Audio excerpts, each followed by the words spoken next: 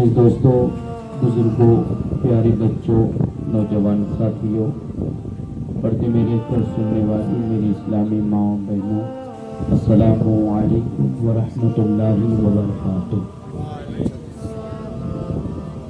الحمد للہ رب العالمین، الصلاۃ والسلام علی سید الانبیاء والمرسلین، اما بعد، اعوذ باللہ من الشیطان الرجیم، بسم اللہ الرحمن الرحیم، وما محمد الا رسول، صدق اللہ المولانا العظیم، وبلغنا رسوله النبی الامین المکین المعین المختار الکریم، ونحن على ذلك لمن الشاهدین والشاکرین والذاکرین والحامدین، والحمد للہ رب العالمین۔ آئیے کچھ عرض و معروض سے قبل اہل سنت و جماعت کے عظیم القدیم قانون اور دستور کے مطابق ہم اور آپ سب مل کر اپنے پیارے آقا جناب پاک احمد مجتبی محمد مصطفیٰ ارواحنا فدا صلی اللہ تعالی علیہ وسلم کی مقدس اور عالی بارگاہ میں اپنی غلامی کا ثبوت پیش کریں اور جھوم کر کے پڑھیے، اللہم صلی علی سیدنا مولانا محمد معدن الجود والکرم وآلہ وبارک وسلم، صلاۃ و سلاما دائما علیکا یا رسول اللہ صلی اللہ تعالی علیہ وسلم۔ نبی اور آل نبی پر ایک اور مرتبہ جھوم کر حدیث درود پاک پڑھیے، صلی اللہ علی النبی الرحمن وآلہ صلی اللہ علیہ وسلم، صلاۃ و سلاما علیکا یا رسول اللہ صلی اللہ علیہ وسلم۔ ایک مرتبہ اور بچل کر درود پاک پڑھیے، اللہ رب محمد صلی اللہ علیہ وسلم، نحن عباد محمد صلی اللہ علیہ وسلم، صلاۃ و سلاما علیکا یا رسول اللہ صلی اللہ علیہ وسلم۔ حضرات گرامی، جیسا کہ گزشتہ کل آپ حضرات نے میرے پیارے آقا صلی اللہ علیہ وسلم کی سیرت طیبہ کا وہ باب اور حضور علیہ الصلوۃ والسلام کی زندگی کا وہ گوشہ جس کو بچپن کہا جاتا ہے، اور ساتھ ہی ساتھ دودھ پینے کا جو میرے نبی کا زمانہ گزرا، اس پر چند باتیں سمجھنے، سیکھنے اور سیرت کو جاننے کی کوشش کی تھی۔ مزید میرے آقا صلی اللہ علیہ وسلم کی عمر مبارکہ آگے بڑھتے ہوئی کس طریقے سے حضور صلی اللہ علیہ وسلم کی زندگی اپنے فیضان سے لوگوں کو مالا مال فرما رہی ہے، اس پر میں روشنی ڈالوں گا۔ لیکن ساتھ ہی ساتھ شاید آپ کو یاد ہو نہ ہو، مجھے یاد ہے کہ کل میں نے ایک اشارہ دیا تھا کہ ہمارے اسی ہندوستان کے اندر بٹنڈا کے اندر ایک مزار شریف ہے جن کے بارے میں نے تھوڑا سا تذکرہ اشارتاً آپ کو کیا تھا۔ وہ اس لیے کہہ رہا ہوں کہ بچپن کے آقا علیہ الصلوۃ والسلام کی بچپن کی جو زندگی تھی، پیدائش سے لے کر کے بچپن کے جو حالات، دودھ پینے کا زمانہ، 6 سال کی عمر، 8 سال کی عمر، انہی عمر کی بیچ کی بات ہے۔ میں نے کل کہا تھا کہ یہاں کے اس زمانے میں یہ معمول تھا کہ قافلے عرب میں جایا کرتے تھے، تجارت کرنے جاتے تھے، عربی لوگ یہاں آتے تھے تجارت کی غرض سے۔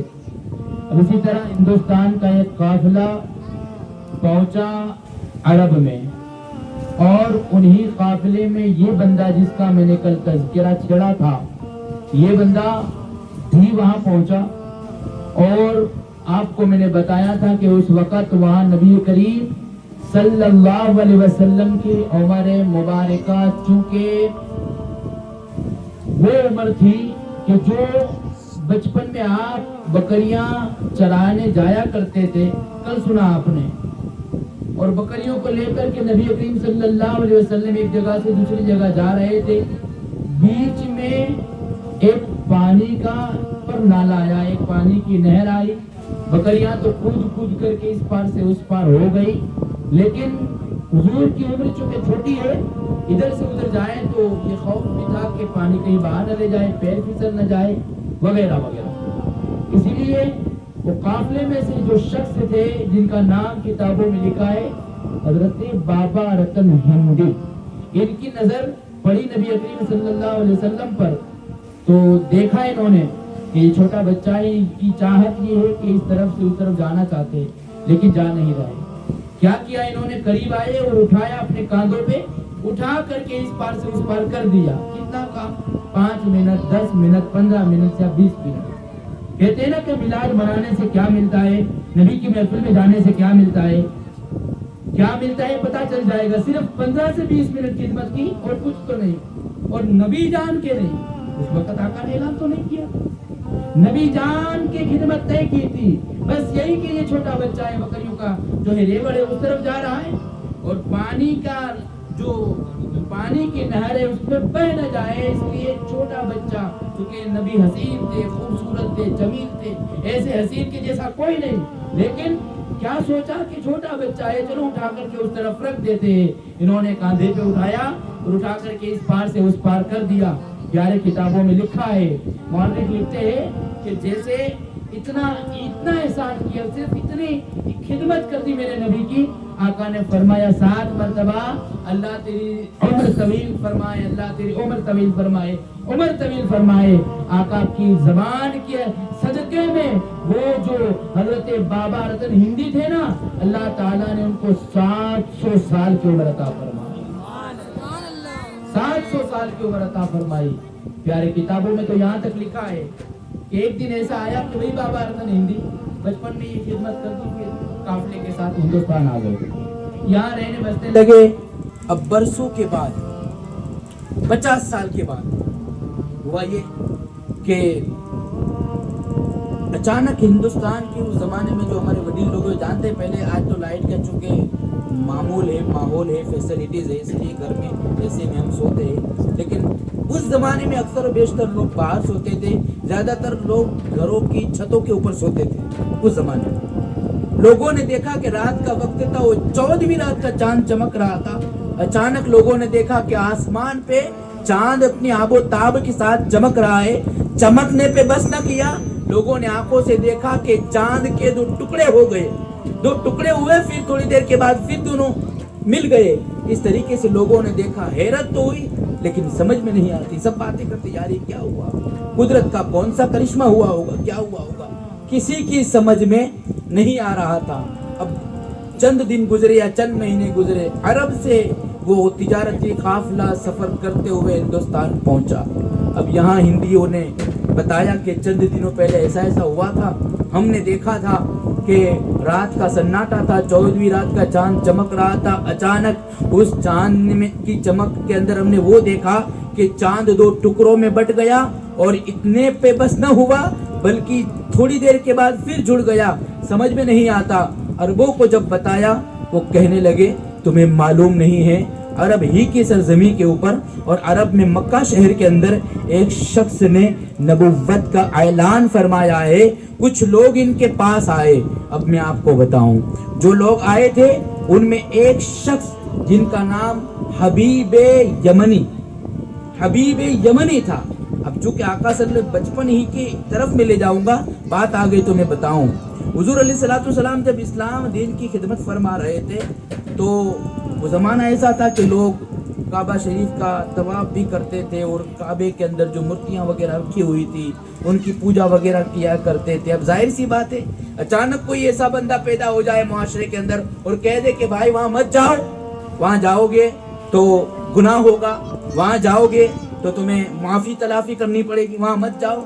अब कुछ लोगों ने इस कहने वाले, दावत देने वाले की बात को माना, तस्लीम किया, सुना, और सुनने के बाद कहा तुम सही कहते हो, किसी पत्थर के आगे नहीं अपने सरों को झुकाना चाहिए। हुआ क्या, अब वहाँ जो काबा शरीफ जो था ना, उसमें जो मूर्तियां वगैरह रखी हुई थी, अब लोगों को पता चलने लगा कि यार हकीकत में तो खुदा वो है जिसने इन सबको पैदा किया, चांद और सूरज, जमीन और आसमान, सारी चीजों को पैदा किया। हम जो ये खामखा सब कर रहे हैं, तौबा की और दायरे इस्लाम के अंदर आए। हुआ ऐसा کہ اب جب مسلمان لوگوں کی تعداد بڑھتی آگے بڑھ گئی تو وہاں کے جو رہنے بسنے والے کفار تھے نا ان کو حسد ہوا. ظاہر سی بات ہے بھائی، مزار شریف ہو یا کوئی بھی اچھی درسگاہ ہو یا کوئی بھی درگاہ ہو، ایک زمانہ ہو کہ وہاں پر پوری جہان والے بلکہ پوری دنیا کی یا ایک پورے ملک کے لوگ آتے ہو، اچانک آنا بند ہو جاوے تو کیا ہوگا؟ پہلے تو چڑھاوے بند ہو جائیں گے، منتیں بند ہو جائے گی. اب منتیں بند ہو جائے گی تو میں اور آپ سمجھ سکتے ہیں کمی کس کو آئے گی، کھوٹ کس کو ہوگی، نقصان کس کو ہوگا؟ جو وہاں کے خدمت گزار ہوگے.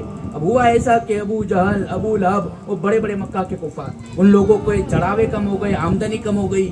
اب حسد کی بنیاد پہ انہوں نے پروپیگنڈے شروع کیے، طرح طرح کے تکلیفیں دینا شروع کی مسلمانوں کو، حضور کو طرح طرح کی تکلیفیں پہنچانی شروع کی کہ جتنا ہو سکے یہ شخص یا تو مکہ شہر چھوڑ کے چلا جائے یا اپنی دعوت دینا بند کرے. انہوں نے پوری کوششیں کی لیکن کوئی ہلا ان کا کام نہ ہوا. کیا کیا کوششیں کی، کیسے کیسے ظلم میرے آقا پر اور ان کے چاہنے والوں پر، ان کے صحابہ اکرام پہ جو ظلم ڈھائے وہ آگے کی تقریروں میں آپ سنیں گے.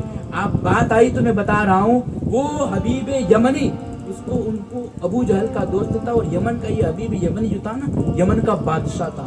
ابو جہل نے خط کے ذریعے سے کہلوا بھیجا، اس کا دوست بھی تھا، کہا کہ تو ایسا بندہ ہے کہ جو تو جانتا ہے اگر کوئی شخص جادو کرتا ہے تو پہچان لیتا ہے. تجھے معلوم ہے کہ جادوگر کا جادو زمین تک محدود رہتا ہے، آسمان پہ نہیں ہوتا. ہمارے یہاں ایک آدمی ایسا ہے کہ جس نے لوگوں کو گمراہ کر رکھا ہے، اپنے دین کی طرف بلاتا ہے، طرح طرح کی باتیں اس نے لکھی تھی. اور حبیب یمنی کو یمن سے ابو جہل نے بلایا، کیا کہا کہ حبیب تو آ اور ان کو سمجھا، یا تو دیکھ کہ کیسا جادو کرتے سمجھ میں نہیں آتا. حضور علیہ السلام کو معاذ اللہ جادوگر تک کہا گیا، طرح طرح کے تانے، طرح طرح کے ان کے اوپر الزامات ڈالے گئے، لیکن پھر بھی دیکھیں نبی آخر الزمان نے اسلام کی خدمت کیسے فرمائی.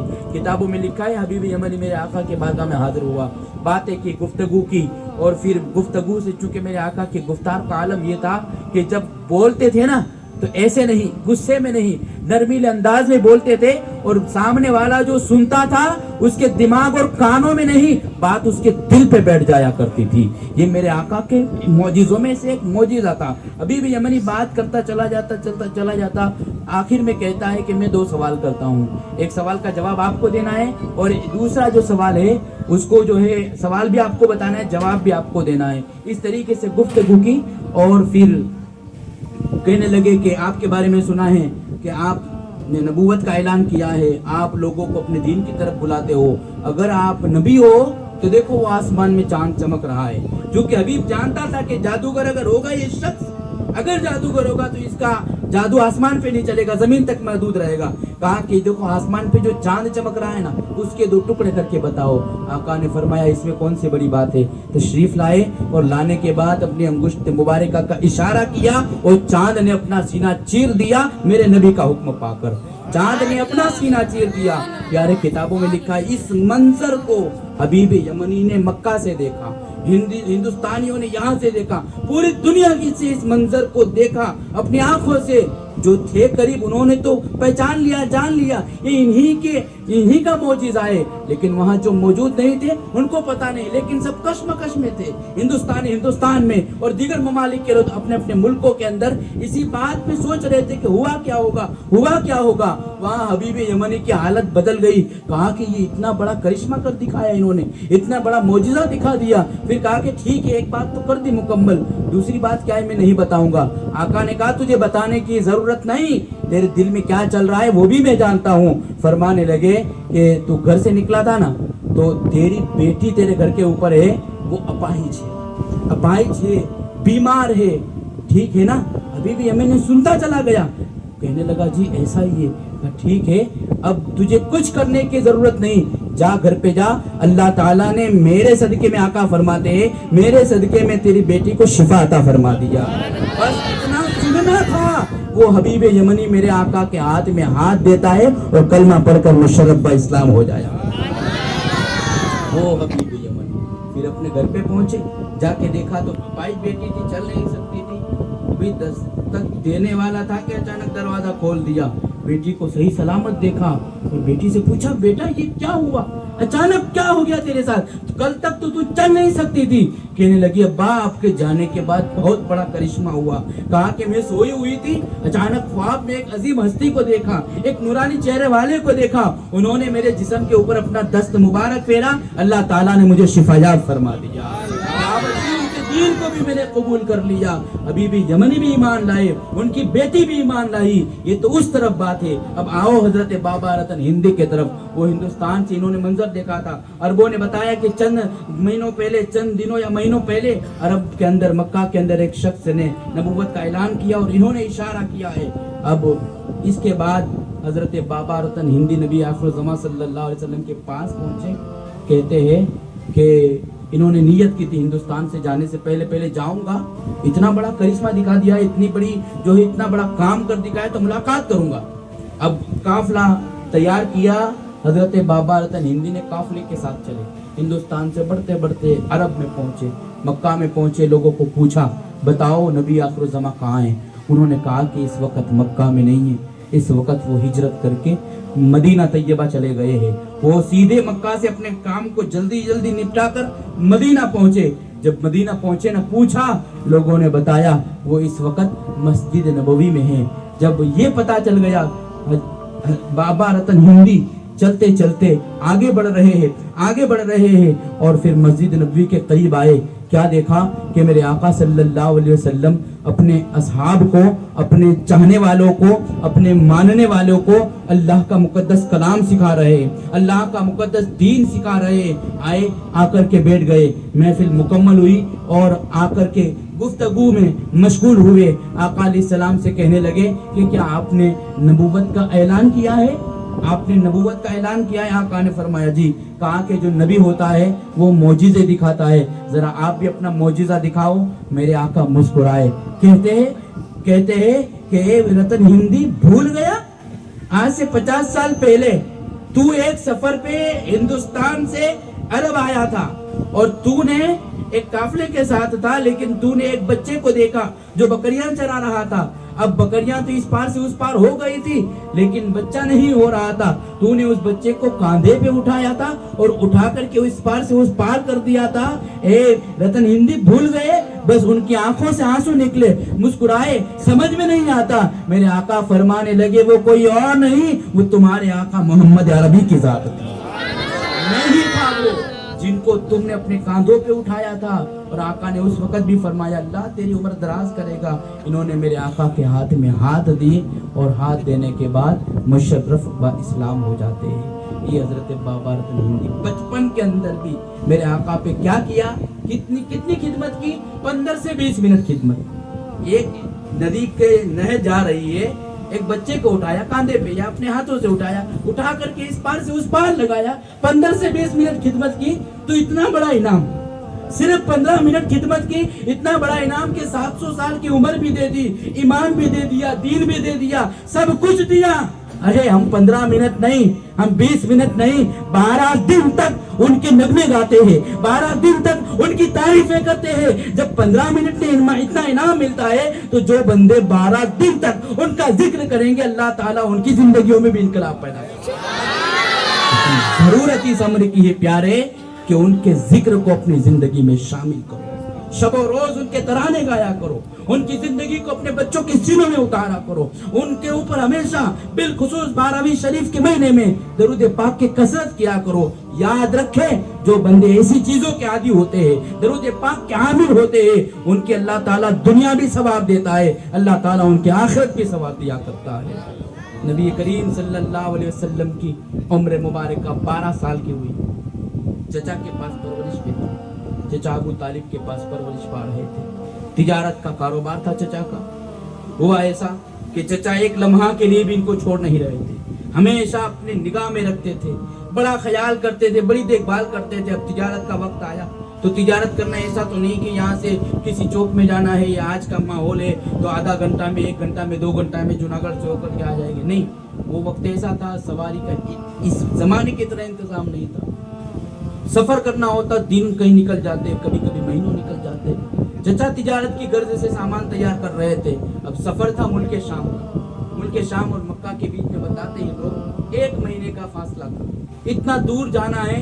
اب ادھر بھتیجے کی بھی نگاہ بانی کرنی ہے, بھتیجے کا بھی خیال کرنا ہے. تیاری تو کر رہے ہیں, نکلنے کی تیاری ہو رہی ہے. چچا سے میرے آقا فرمانے لگے کہ چچا مجھے بھی آپ کے ساتھ لے چلو, میں بھی تجارت میں آپ کے ساتھ آؤں گا, میں کوشش کروں گا آپ کے ساتھ رہ کر کے میں بھی جو ہے فائدہ آپ کے جو ہے کاروبار کو فائدہ پہنچانے کی کوشش کروں گا. پہلے منع کیا لیکن آقا نے اصرار فرمایا, انہوں نے ہاں کہہ دیا. اب تجارت کے غرض سے ملک شام کی طرف یہ قافلہ روانہ ہوا. قافلہ چلتے چلتے 1 منزل 2 منزل 3 منزل منزل بہ منزل طے کرتے کرتے بہت آگے نکل گیا. کتابوں میں لکھا ہے ایک ایسا مقام آیا کہ ایک عیسائی سادھو, عیسائی پادری کا گرجا یعنی کہ اس کا گھر آیا. وہیں پہ وہ رہتا تھا اور بڑی عمر کا تھا. اور عیسیٰ علیہ السلام کے اوپر جو انجیل شریف نازل ہوئی تھی اس کا وہ بہت بڑا عالم تھا. اس کا گرجا آیا, چچا کے ساتھ کہتے ہیں کہ اس جگہ کے اوپر قافلے نے پڑاؤ کیا, وہاں رکے, لوگ بیٹھے.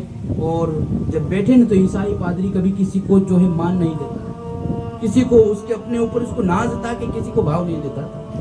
ان کی نظر میرے آقا پہ پڑی, حسین ہے, جوان ہے, خوبصورت ہے, آقا پہ پڑی. کہتے ہیں کہ انہوں نے اس عیسائی پادری نے پہلے کمرے سے دیکھا, بلکہ ایک روایت کے الفاظ ہے کہ وہ عیسائی شخص جو عالم تھا وہ قافلہ جب آ رہا تھا نا مکہ سے تو دور کمرے کے اندر تھا, کھڑکی سے چڑھ کر کے دیکھنے لگا قافلہ آ رہا ہے, کئی لوگ اس میں شامل ہیں. اب یہ دیکھ کر کے حیران ہو رہا ہے کہ وہ عرب کی دھوپ, وہ عرب کی گرمی, لیکن اچانک کیا دیکھا کہ قافلے کے آگے ایک جوان شخص ہے, ایک خوبصورت چہرے والا, ایک حسین و جمیل خوبصورت چہرے والا جوان شخص ہے. اور دھوپ سارے قافلے پہ پڑ رہی ہے, لیکن اس جوان کے اوپر وہ عیسائی دیکھ کر کے حیران ہو گیا کہ آسمان سے بادل سایہ کر رہے ہیں, آسمان سے بادل سایہ کر رہے ہیں. اس کی حیرانی کا عالم, وہ اپنے آپ کو سنبھال نہ سکا, انتظار کرنے لگا. قافلہ آیا, رکا, لوگوں نے پڑاؤ کیا. اس نے سوچا کہ یار یہ کون ہو سکتا ہے. پھر قافلے والے ایک درخت کے نیچے, کہتے ہیں کہ دھوپ میں آئے تھے, ایک درخت کے نیچے بیٹھ گئے. سب بیٹھ گئے, سب نے اپنے جو چرواہے جو بھی تھے آپ کے, ان کے سواریاں تھی, سب باندھ دی, سامان وغیرہ رکھ دیا اور بیٹھ گئے. اب ہوا ایسا کہ دھوپ کا ایسی دھوپ تھی, سب تو بیٹھ گئے, لیکن اب چھاؤں میں کہیں جگہ نہیں تھی. حضور علیہ السلام قافلے والوں سے تھوڑے دور ہٹ کے بیٹھے, چھوٹی عمریں دور ہٹ کے بیٹھے. اب وہ عیسائی اپنے گرجا کے اندر سے دیکھتا ہے کہ وہ تو دھوپ میں بیٹھے تھے, لیکن اس نے درخت کو دیکھا کہ درخت کی ڈالیاں اس طرف سے اس طرف آئی اور خود بخود میرے آقا کے اوپر سایہ فرما رہی ہے, حضور کے اوپر سایہ کر رہی ہے. اس سے رہا نہ گیا, کہا کچھ تو اس ہستی کے اندر ہے, اس بندے کے اندر کچھ تو خصوصیت ہے. اس نے کہا کہ کیسے قریب کروں یا کیسے قریب جاؤں, آج تک کسی کو بھاؤ نہیں دیا. اس نے کسی کے ذریعے سے بلوایا لوگوں کو, یا پوچھا کہ ذرا بتاؤ تو صحیح, کل دوپہر کی یا شام کی دعوت قبول کریں گے.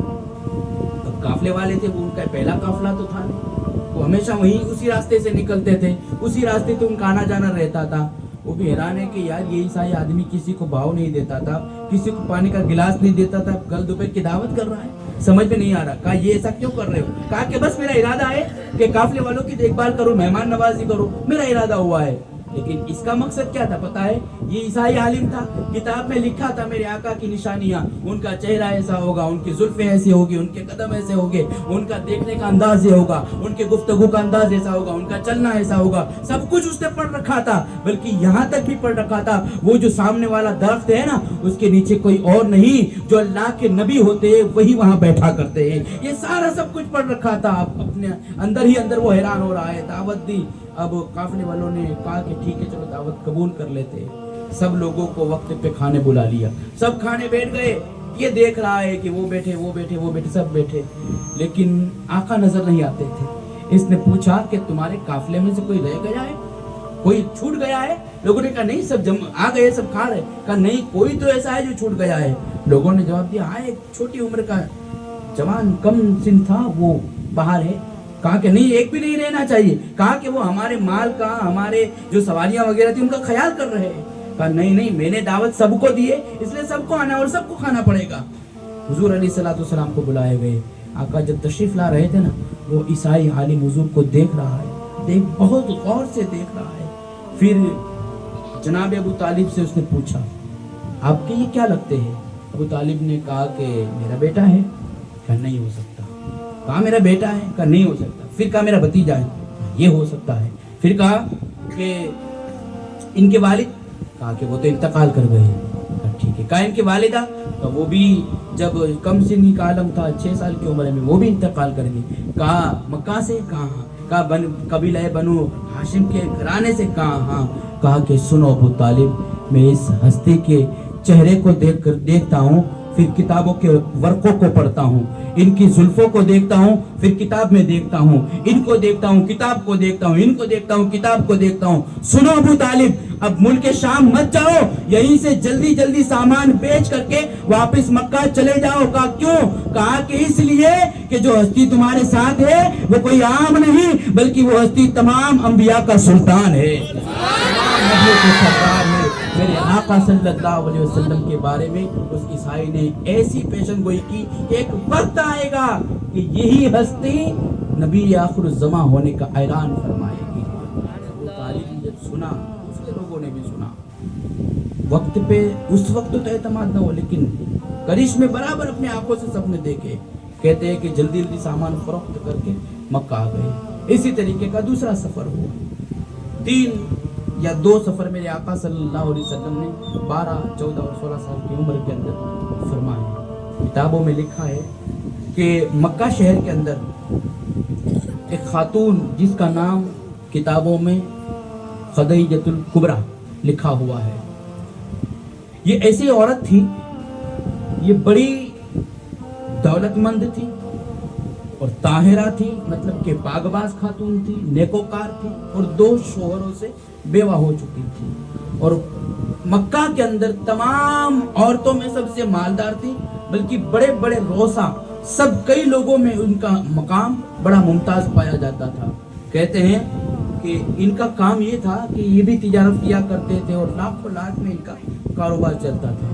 لیکن ان کے کام کاج کے لیے جس کو بھی بھیجا جاتا وہ ان کے ساتھ اس طریقے سے سلوک کرتے تھے کہ ان کے مال کو لوٹ لیا کرتے، ان کے مال کو چوری کر لیا کرتے، ان کے مال کو اپنے پاس رکھ لیا کرتے، وغیرہ وغیرہ.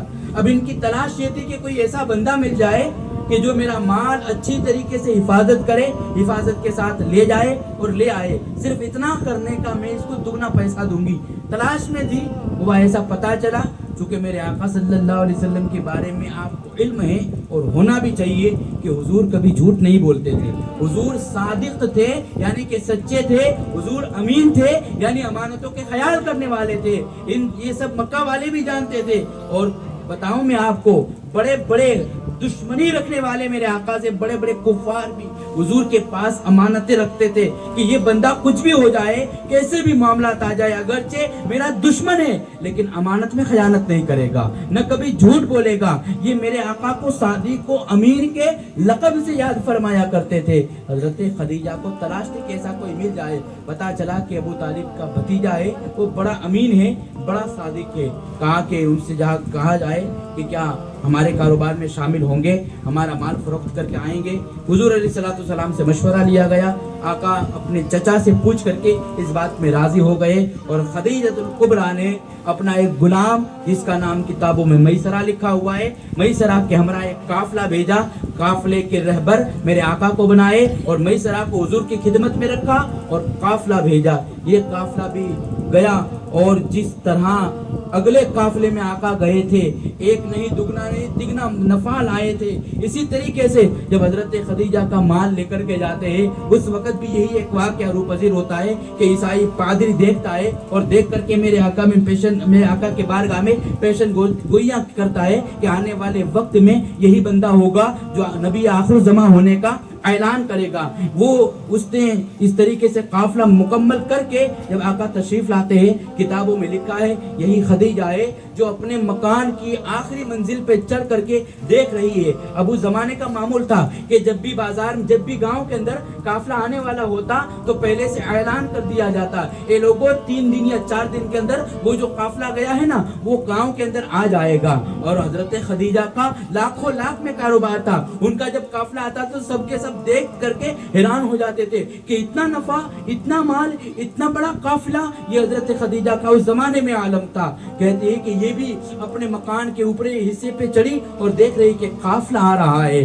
اور قافلے کے ساتھ ساتھ میرے آقا کے اوپر بھی نظر پڑی۔ حضرت خدیجہ نے میرے آقا کو دیکھا، قافلہ آ رہا ہے، گرمی کا موسم ہے، دھوپ سخت گر پڑ رہی ہے، گرمی کے موسم کے اندر قافلے والوں کے اوپر تو دھوپ پڑتی ہے، لیکن خدیجہ نے بھی اپنی آنکھوں سے دیکھا حضور آگے ہے اور آسمان سے بادل میرے نبی پہ سایہ کر رہے ہیں، میرے نبی کی حفاظت کر رہے ہیں۔ کہ جب حضرت خدیجہ نے اس منظر کو دیکھا، اپنے آپ میں حیران ہو رہی ہے۔ قافلہ آ گیا، میسرہ کو جو حضرت خدیجہ کا غلام تھا، آپ نے اس کو اپنے پاس بلایا، کہا کیا کیا ہوا؟ کہا کہ جس طرح اگلی مرتبہ ہم گئے تھے، اس سے پہلے مرتبہ گئے تھے، وہ کہتے ہیں کہ خدیجہ سنو سنو، میری آقا زادی سنو، حقیقت یہ ہے کہ کبھی اتنا نفع کبھی نہیں ہوا جتنا نفع اس مرتبہ ہوا۔ کہتے کیا بات ہے؟ کہا کہ جس کی رہبری میں تم نے قافلہ بھیجا تھا، وہ جب لوگوں سے، ویپاریوں سے گفتگو کرتا تھا تو ان کی گفتگو کو سن کر کے وہ ویپاری مال لینے، خوشی خوشی مال، ایک نہیں ٹرپل قیمت کے اندر مال لے لیا کرتے تھے۔ دیکھو اے میری مالکہ، یہ ایک گناہ نہیں، قافلے کا آمدنی اللہ تعالیٰ نے ان کے صدقے میں 3 گنا عطا فرمائی ہے۔ پھر کہتے ہیں کہ خدیجہ نے کہا کہ میں جب اوپر چڑھ کے دیکھ رہی تھی تو ایک منظر دیکھا کہ بادل ان کے اوپر سایہ کرتے تھے۔ وہ آپ کا غلام میسرہ کہتا ہے کہ مالکہ تم نے تو ایک دیکھا ہے، میں نے تو پورا راستہ منظر کشی کی ہے، بلکہ عیسائی عالموں سے کہتی جو انہوں نے باتیں بتائی وہ میں نے سنا، انہوں نے یہاں تک تو کہہ دیا ہے کہ یہ شخص کوئی اور نہیں، یہی شخص انبیاء اکرام کا سلطان ہے، یہی شخص آنے والے وقت میں نبی آخر الزمان ہونے کا اعلان کرے گا۔ اب خدیجہ چونکہ 2 شوہروں سے بیوہ ہو چکی تھی، ارادہ نہیں تھا، لیکن نبی اکرم الزمان صلی اللہ علیہ وسلم کے اخلاق، میرے آقا کے کردار، میرے آقا کے رویے، میرے آقا کے صبح شام کو دیکھ کر کے انہوں نے دل میں ارادہ کر لیا کہ اب نکاح کروں گی تو انہی سے کروں گی۔ بات بڑی طویل ہے، اس طرف نہ جاؤں۔ بہرکیف نبی آخر الزمان صلی اللہ علیہ وسلم کا حضرت خدیجہ کا نکاح ہو جاتا ہے۔ کیا ہوتا ہے نکاح سے؟ نکاح کے بعد حضرت خدیجہ اپنا جتنا بھی مال، اپنی جتنی بھی دولت ہوتی ہے میرے آقا کے قدموں میں قربان کر دیتی ہے اور کہہ دیتی ہے اے میرے سرتاج، یہ مال بھی آپ کا ہے، میں بھی آپ کی ہوں، جس طریقے سے آپ تجارت کریں، آپ چونکہ غریبوں پہ رحم کرنے والے ہیں، آپ لوگوں کا خیال کرنے والے ہیں، جس طریقے سے آپ چاہیں اس مال کو استعمال کریں۔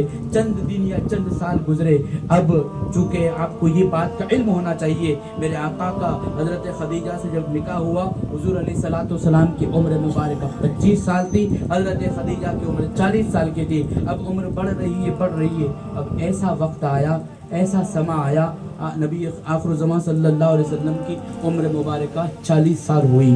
اب 40 سال تک مکہ میں رہے، کسی کو نہیں کہا کہ میں نبی ہوں، کسی کو نہیں کہا کہ مجھے اللہ آخری نبی بنا کر کے بھیجا ہے یا بھیجے گا یا اعلان کروں گا، نہیں، پہلے خود نے سچ بولا، پہلے اپنے اخلاق سے لوگوں کو منوایا۔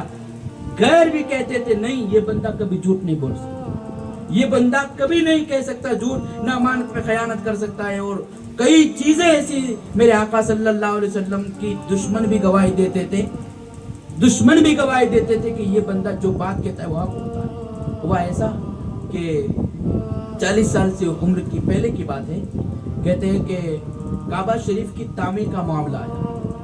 مکہ میں جو قبائل رہتے تھے، قبیلے، وہ سب جمع ہوئے، سرداران نے کہا کہ کعبہ شریف چونکہ پانی ایک ایسا آئی تھی، برسات آئی تھی جس طوفان کی وجہ سے کعبہ شریف کی دیواریں بھی کمزور ہو گئی تھی اور پانی کی وجہ سے بہت نقصان ہوا تھا۔ سرداران جمع ہوئے اور کہتے ہیں کہ چلو ہم اس کو صحیح طریقے سے تعمیر کرتے ہیں۔ حضرت آدم علیہ السلام نے کیا تھا، حضرت ابراہیم، حضرت اسماعیل نے کیا تھا، ان کے بعد کئی قبائل نے اپنے اپنے طریقے سے اس کعبہ کی جو ہے تعمیر کی تھی اپنے اپنے طریقوں سے۔ اب یہ قبیلہ قریش کی بھی باری آتی ہے، یہ بھی جب کعبہ شریف کی دیواریں کمزور ہو جاتی ہے تو صحیح طریقے سے وہ تعمیر کرتے ہیں۔ اب ہوا ایسا کہ کعبہ شریف کو تعمیر کرنے کی باری آئی تو دور دراز سے پتھر منگوائے گئے، کام ہو رہا تھا، سب قبیلے مل جل کر کے کام کرتے تھے، لیکن سب کو پتا تھا کہ کعبہ شریف کے اندر حجر اسود کا جو پتھر ہے نا بہت بڑا ہے، بہت بابرکت پتھر ہے، ہر کوئی اس کی تعظیم کرتا ہے، کوئی اس کی عزت کرتا ہے۔ अब जब काबा शरीफ तामीर हो गया, बारी आई हजरे अस्वद को कहाँ रखना, कैसे नस्ब करना, कहाँ इस वक्त जहाँ पर है वहाँ किस तरीके से रखना। अब फलाने कबीले वाले कहते हैं कि ये काम तो हम करेंगे क्योंकि बरकत वाला काम है।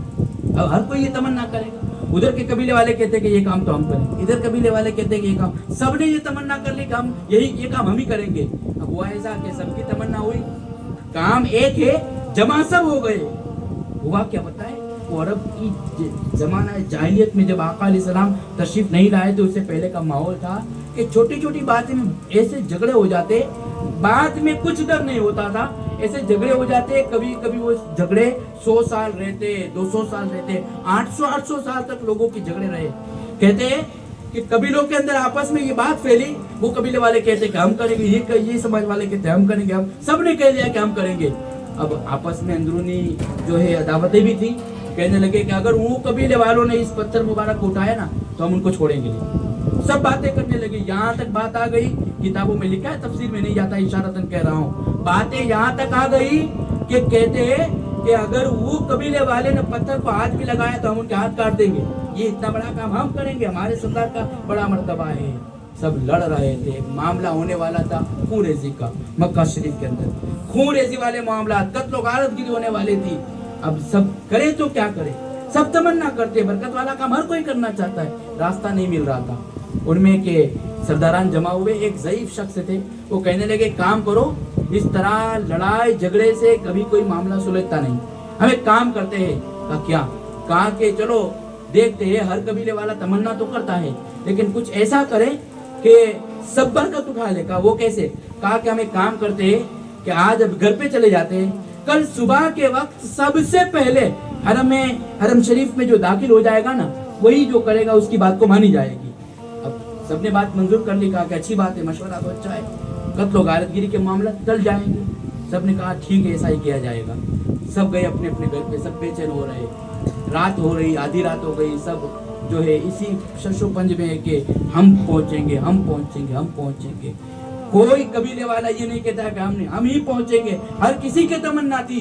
जब सुबह हुई ना, काबा शरीफ में जाकर के लोगों ने देखा ना, कोई और नहीं था, सबसे पहले जो जात पहुंची थी वो मेरे और आपके प्यारे आका की जात पहुंची, हुजूर की जात पहुंची थी। जब लोगों ने आका को देखा तो ये नहीं कहा कि ये तो इस कबीले वाले, ये तो इनके कबीले की भलाई करेंगे, नहीं।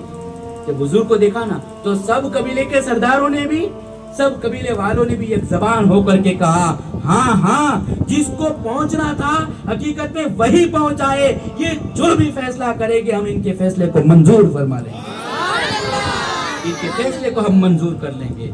फिर हुजूर ने भी सिर्फ ऐसा नहीं कहा कि कबीले कुरैश वालों तुम ही आ जाओ, हम ही ये काम करते, नहीं। मेरे आका के फैसले तो फैसले होते थे, ऐसे फैसले किसी ने नहीं किए। यही तो बात है कि आपने अपने गुलामों को फैसलों, अदलो, इंसाफ का बादशाह बना दिया मेरे आका ने। आका अलैहिस्सलाम ने क्या फरमाया? कहा कि काम ऐसा किया जाए कि किसी का मन दुख न हो, किसी को तकलीफ न पहुंचे। कहा कैसे? कहा कि एक चादर लाई जाए। आका अलैहिस्सलाम ने चादर मंगवाई। चादर मंगवाने के बाद अपने मुबारक हाथों से पत्थर, जो हजरत अस्वद का पत्थर है, उसको चादर के बीच में रख दिया। फिर बुलाया, ओ फलाने कबीले के सरदार तुम आओ, ओ फलाने कबीले के सरदार तुम आओ। जितने कबीले के सरदार थे, अब जाहिर सी बात है, सरदार आ गया तो कबीला आ गया, जितने कबीले के सरदार थे सबको बुला लिया। कहा कि इधर से चादर तुम पकड़ो, इधर से तुम पकड़ो, इधर से तुम पकड़ो। सबके हाथ में दे दी चादर और कहा कि अब अल्लाह अकबर कह करके उठाओ। सबने उठाई, उठा करके जब चादर उठाई, पत्थर को उठा करके काबा शरीफ के करीब लाया गया, करीब आ गया। आका ने अपने मुबारक हाथों से हजरत अस्वद को जहां पे नस्ब करना था उन्होंने नस्ब फरमा दिया। पता क्या चला, मालूम क्या हुआ? वो चीज जो होने वाली थी, क्या होने वाला था कि कबीलों में झगड़े होने वाले थे, कबीलों में एक फसाद होने वाला था कि ऐसा फसाद कि कत्लो गारतगिरी हो जाती, तलवारें निकल जाती, जो है तीर निकल पड़ते और नेज़े निकल पड़ते, खून-रेज़ी होने वाली थी। मेरे नबी की जुबान अक़दस ने वो फैसला किया जो सबको मंजूर भी हुआ और सबको इसकी बरकत भी नसीब हो गई। मेरे आका के ऐसे अखलाक थे, ऐसे किरदार थे, ऐसे रवैये थे प्यारे। मैं अगर अपने आप को आशिक रसूल कहता हूँ ना, हुजूर से मोहब्बत करता हूँ, मेरी मोहब्बत में मुझे शक नहीं, आपकी मोहब्बत पे मुझे शक नहीं, किसी को किसी की मोहब्बत पे शक नहीं होना चाहिए। हम यकीनन हुजूर से मोहब्बत करते हैं, लेकिन जिस महबूब से मोहब्बत करते हैं जरा उनकी जिंदगी का मुताला भी तो करो। वो जवानी कैसे गुजार गए, हम जवानी कैसे गुजारते थे, उन्होंने अपने घर वालों के साथ कैसा सलूक किया, हम अपने घर वालों के साथ कैसा सलूक करते थे, वो अपने कबीले वालों के साथ कैसे रहते थे, अपने अड़ोस पड़ोस वालों के साथ कैसे रहते थे, हम अपने करीब वालों के साथ कैसे रहते हैं। हुजूर के रवैये को पढ़ो या सुनो और फिर उस चीज को अपने किरदार में ढालने की कोशिश करो, फिर क्या होगा, फिर यही होगा। अगरचे तुम गरीब हो, अगरचे तुम्हारे पास इतना माल नहीं, इतनी दौलत नहीं, लेकिन नबी की मोहब्बत में तुमने जो जिंदगी गुजारी होगी इसका फायदा ये होगा, इस मोहब्बत की बरकत ऐसी होगी कि जब तुम्हारा इंतकाल होगा तो ना कहने वाला भी ये बात कहने पे मजबूर हो जाएगा, ए लोगों देखो देखो, जो जा रहा है कोई और नहीं, यही मोहम्मद अरबी का गुलाम जा रहा है, यही नबी आखिर ज़मा का गुलाम जा रहा है। कब होगा? जब उनकी जिंदगी को, उनकी सीरत को हम अपनी जिंदगी में उतारने की कोशिश करेंगे, तब ये चीज जो है मुमकिन हो सकती है। हुजूर की सीरत का कौन सा गोशा, कौन सी बात मैं आपको बताऊं और कौन सी बात को छोड़ूं मेरे प्यारे। 40 साल की उम्र हुई, अब वो वक्त आने वाला है कि पहले सबके बीच में रह करके अपने अखलाक से मनवा लिया। कोई नहीं कहता था कि हुजूर झूठ बोलते, कोई नहीं कहता था कि हुजूर जादू करते, कोई नहीं कहता, कुछ कोई गलत बात कह ही नहीं सकता था। 40 साल तक लोगों के बीच में अपने आप को मनवा लिया। फिर 40 साल के बाद एक दिन हुआ, ऐसा आका का मामूल था कि अक्सर बेशतर आप पहाड़ी पे चले जाते, 2-3 दिन का खाना पानी ले करके और वहीं पर अल्लाह की इबादत में मशगूल हो जाते हैं। अब एक दिन ऐसे ही गए हुए थे और वहाँ पहाड़ी पर जा करके एक गार था जिसका नाम गार हीरा, उस गार हीरा के अंदर जो वाक़या पेश आया, फिर आका अलैहिस्सलाम ने उस वाक़े के लोगों के बीच में सुनाया, अपनी बीवी को सुनाया, फिर किस तरीके से आका की ज़िंदगी है, इंशाअल्लाह वो चीज़ें आप कल के बयान में सुनेंगे। अल्लाह की बारगाह में दुआ है, मैंने जो बातें बताई मुझे, आपको, हम सबों को उन बातों पर अमल की तौफीक अता फरमाए। गलती से अगर कोई जुमला निकल गया हो, मौला ताला मेरे गलत जुमले को अपने फज़ल व करम से माफ़ फरमाए। व मा अलैना इल्लल बलागुल मुबीन। सल्लल्लाहु अलैका या रसूल।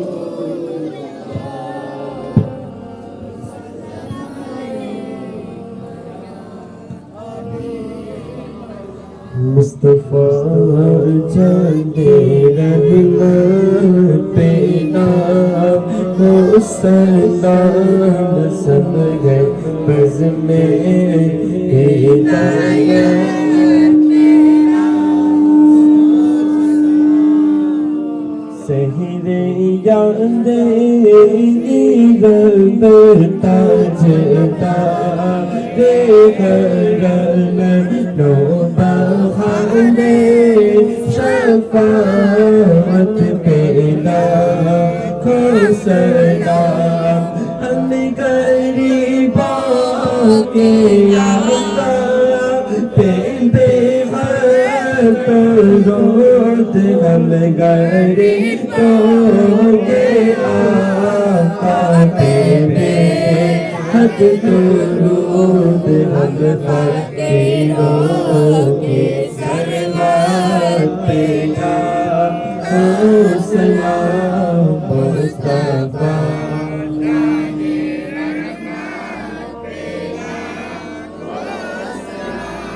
सब है बस में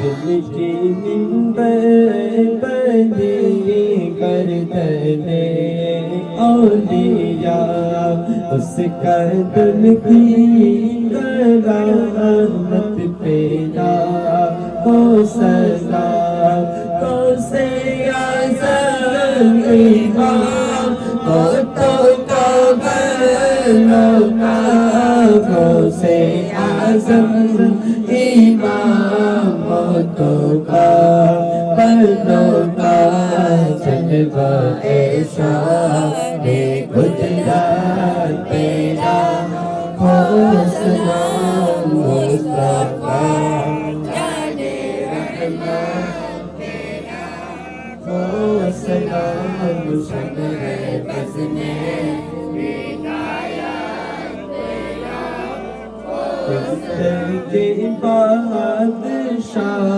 मेरे घर पिया उनकी शाही हुकूमत पैदा को सलाम ताने दी क़ल्ब में अज़मत मुस्तफ़ा ताने दी क़ल्ब में अज़मत मुस्तफ़ा सैयद आला हज़रत तेरा सलाम मुस्तफ़ा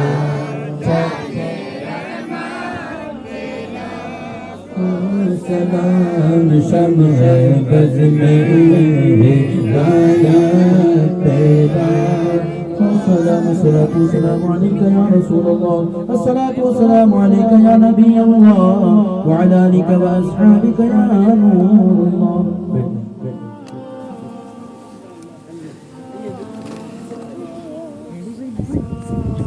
فلم سنت فرمانی 1100 روپیے مرحوم غفار بھائی سلیمان سوڈا کی طرف سے حضرت سعادت شاہ ولی کی جو ہے اصال ثواب کی غرض سے دیے جاتے ہیں. اس میلاد کے اندر اللہ تعالیٰ قبول فرمائے. اسی کے سوا 500 روپیے مرحوم روہت رجات بھائی نوئیڈا کی طرف سے اس میلاد کے اندر آئے ہیں. 300 روپیے محمد بھائی کاتر والے کی طرف سے اس محفل میں دیے جاتے ہیں. اللہ تعالیٰ سبوں کے دینے کو اپنی بارگاہ میں قبول فرمائے اور دونوں جہان کی بھلائیوں سے ہم سبوں کو مالا مال فرمائے.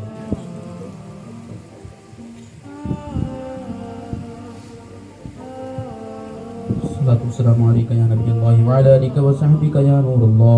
اعوذ باللہ من الشیطان الرجیم. بسم اللہ الرحمن الرحیم. قل هو اللہ احد اللہ الصمد لم یلد ولم یولد ولم یکن له کفوا احد. بسم اللہ الرحمن الرحیم. قل هو اللہ احد اللہ الصمد لم یلد ولم یولد ولم یکن له کفوا احد.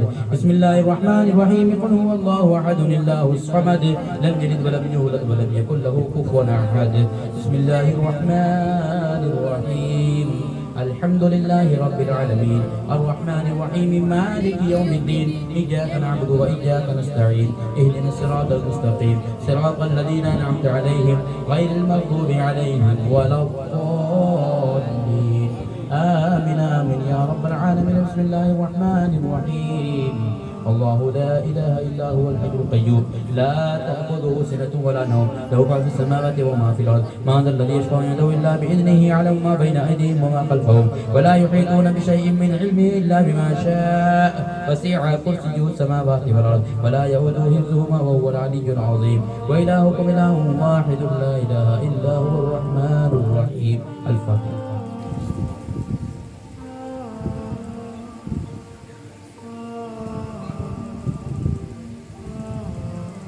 اللهم ربنا آتنا في الدنيا حسنة وفي الآخرة حسنة وقنا عذاب النار وقنا عذاب القبر وقنا عذاب الحشر وقنا عذاب الدارين. اللهم رب اجعلني مقيم الصلاة ومن ذريتي ربنا وتقبل دعاء. ربنا اغفر لي ولوالدي وللمؤمنين يوم يقوم الحساب. یا الہی رحم فرما مصطفیٰ کے واسطے. یا رسول اللہ کرم کیجئے خدا کے واسطے. مشکل الکش ہے مشکل کشا کے واسطے. کربلا شہید کربلا کے واسطے. یا الہی قادری کر قادری قادریوں میں اٹھا قدر عبد القادر قدرت نما کے واسطے. الہی دکھا دے ہم سبوں کو وہ مدینہ کیسی بستی ہے جہاں پر رات دن مولا تیری رحمت برستی ہے. یا الہی ہمیں با ایمان دنیا سے اٹھا میرے مولا حضرت غوث الورا کے واسطے.